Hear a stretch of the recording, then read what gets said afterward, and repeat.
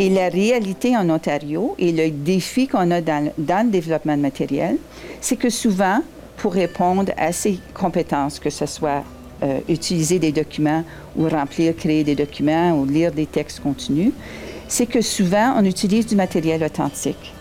Et le matériel authentique en Ontario est souvent en anglais, si on fait un lien avec le milieu du travail. Alors, il faut tenir compte de ça dans notre développement matériel, que ce soit un matériel authentique en anglais ou que ce soit un matériel authentique bilingue.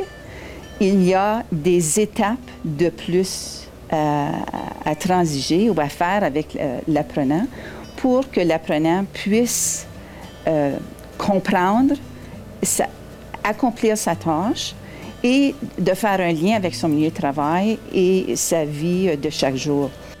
Pour vous donner un exemple de ce genre de défi, nous faisons présentement, nous avançons avec un projet avec du matériel authentique, mais à distance. Par exemple, c'est un commis de bureau qui doit travailler avec du matériel authentique qui est totalement en anglais ou bilingue.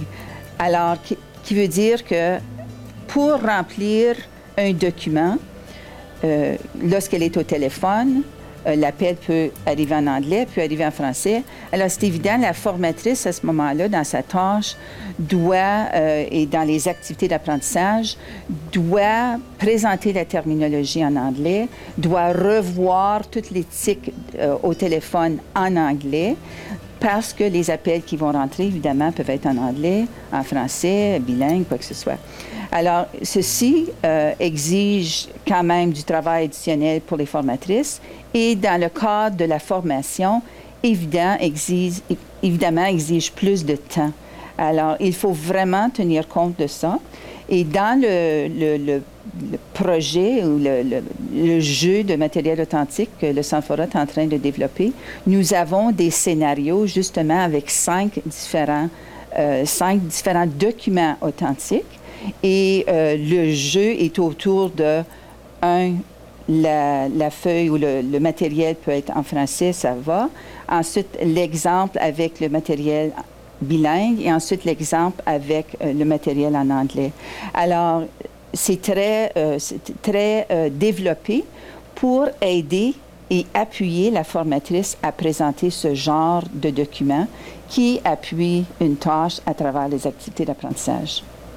Les 5 documents en question peuvent être, par exemple, les fiches où on écrit, où on prend des messages.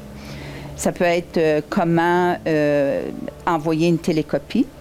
Ça peut être regarder un horaire de travail pour déterminer les heures ou les arrivées ou les départs des employés.